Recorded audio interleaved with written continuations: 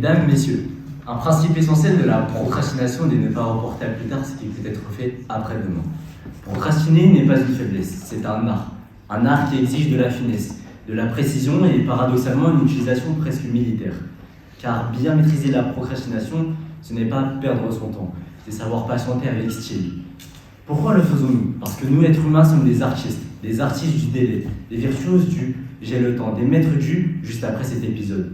Et surtout parce que l'urgence est la muse la plus inspirante.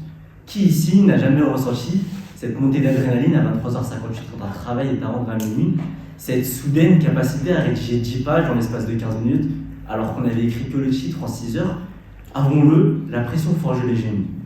D'ailleurs, qui a inventé la procrastination? Probablement un philosophe grec penché sur un parchemin, il s'est peut-être dit « nous réfléchirons à cette question plus tard ». Mais attention, procrastiner ne s'improvise pas. Mal le faire, c'est perdre son temps sans élégance, errer sur son téléphone sans la moindre satisfaction. Non, procrastiner, c'est un art martial. Il faut savoir esquiver la tâche au bon moment, feinter l'efficacité et frapper à la dernière seconde.